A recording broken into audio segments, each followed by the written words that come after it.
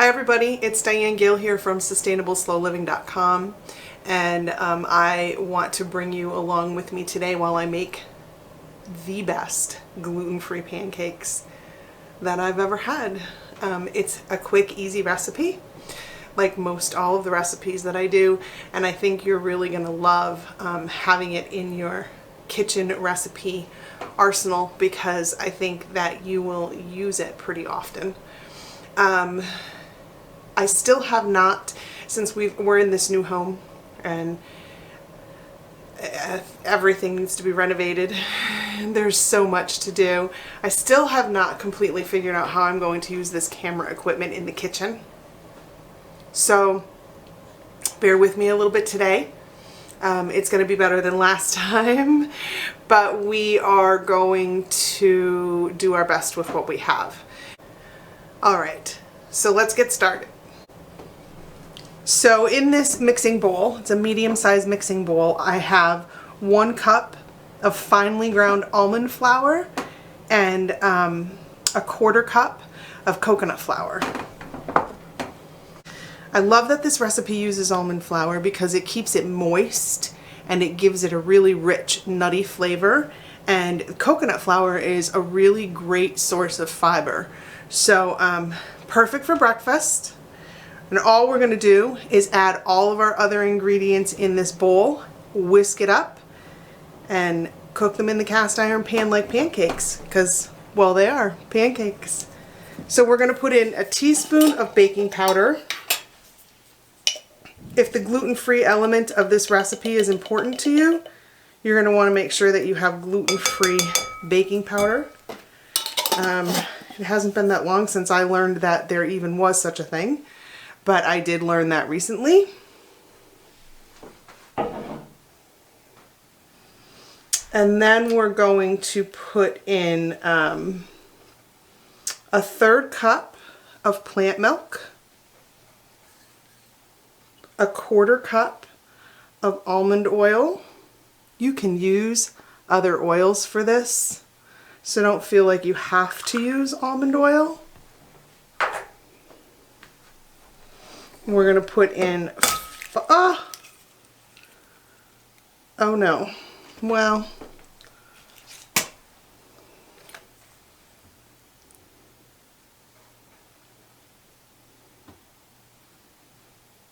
I guess this is where reality video comes in. That egg had a bad spot in it.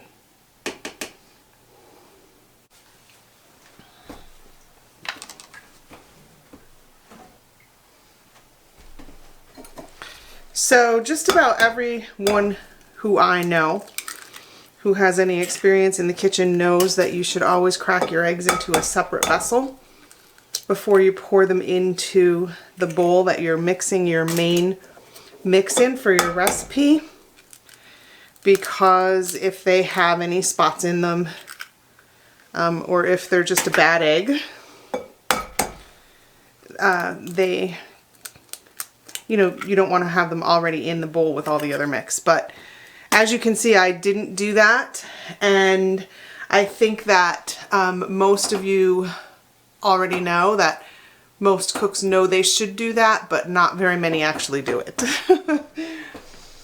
So I am one who knows I should, but I don't ever actually. Okay, and then we are going to put in 1.5 teaspoons of vanilla flavoring. I haven't had a really good vanilla flavoring in a long time. I've been using just this imitation flavoring. It works. It's not as pure as I like my food to be. And then we're going to put in 1/2 teaspoon of almond extract. As you can see, I'm going by eye here with some of this. And that's all that's going in the batter. Now you can put other things in the batter. I'm going to put some chips on top, some chocolate chips and some peanut butter chips. When these are done baking, they can go right in the batter. You can put berries right in the batter, raisins right in the batter. And it's delicious cooked that way. I particularly like it that way when I do it with like chocolate chunks. White chocolate, peanut butter, milk chocolate, semi-sweet. Today I have some carob chips and some peanut butter chips that I'm going to throw on top.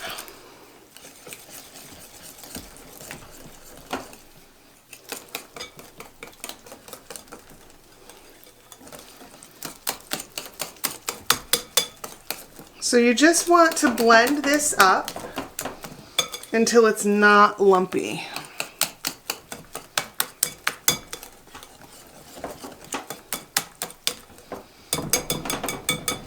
And that'll do it. And then I'm going to heat, turning on the cast iron skillet.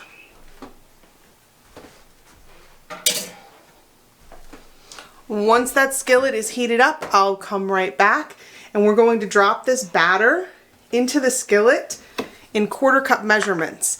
1/4 cup, I mean, you can just drop it in there any way that you like. You can put it in something that pours or make it in a mixing bowl that pours, and you can just pour it in there by eye.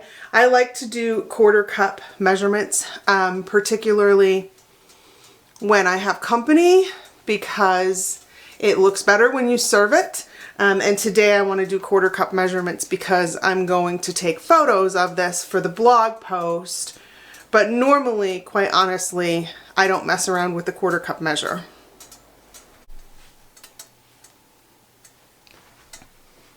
Okay, so our cast iron skillet is nice and hot. Please don't look too closely at this. Oh my goodness, the whole house needs to be cleaned, and particularly the woodwork needs to be cleaned. But this is nice and hot, so I'm going to grab that batter and that 1/4 cup measure. And I'm just going to pour a couple out in here.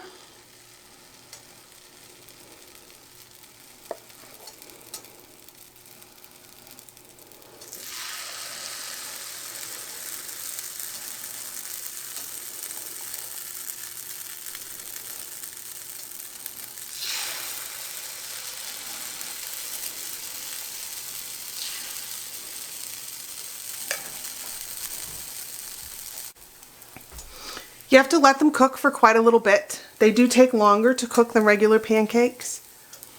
And one of the other things that you should note about them is usually with other pancakes you watch for the whole top of the cake to bubble up. And that's how you know that the cake needs to be flipped. But these are not going to do that. I think I had that heat on too high. I know I had that heat on too high.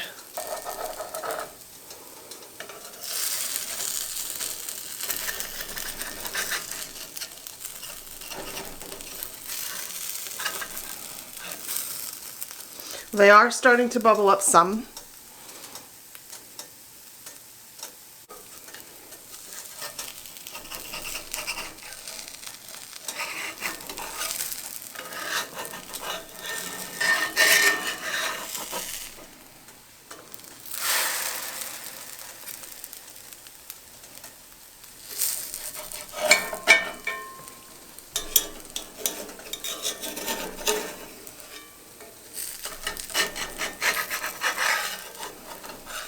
Having a little trouble getting these flipped in this pan.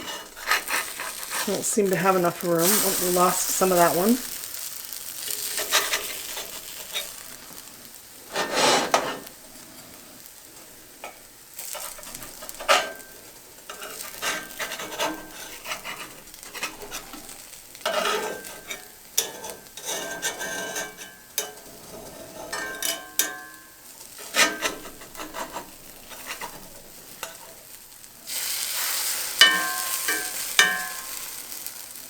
The heat's not getting out to the edge of my pan. So my pancakes are not looking incredibly beautiful.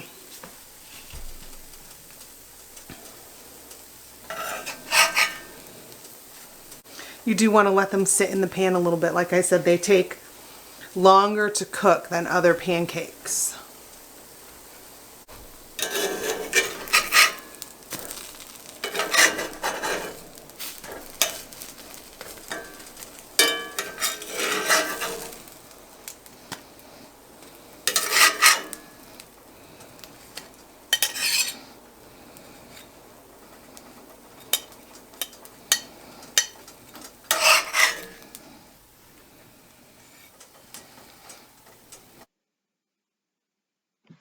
Okay, everyone, so while I thought that I was recording, putting all the toppings on the pancake and getting the finished product so that I could show it to you and taste it with you, apparently the recorder wasn't on. So I wasn't recording anything, and now I'm missing that part of the video. So I've inserted a few pics of the pancakes here for you to see what they look like when they're done.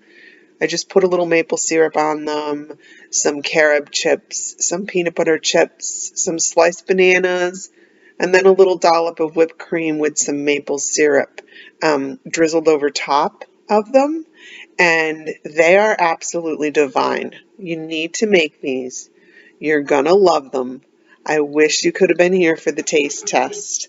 I'm sorry that I messed up the recording. I'm kind of viewing it as an opportunity to learn to insert voice recordings in my videos. An opportunity to learn. Please hit the subscribe button and hit the notification bell so that you get notified every time that I do a new video. And if you really want to help me make this channel take off, please share this video on your social media so that other people who are interested can see it too. When they see it, it feeds the algorithms for YouTube, it feeds the algorithms for Facebook, it feeds the algorithms for Instagram, and it brings more people to the channel. I appreciate it so much. I appreciate you being here, and I will see you again real soon.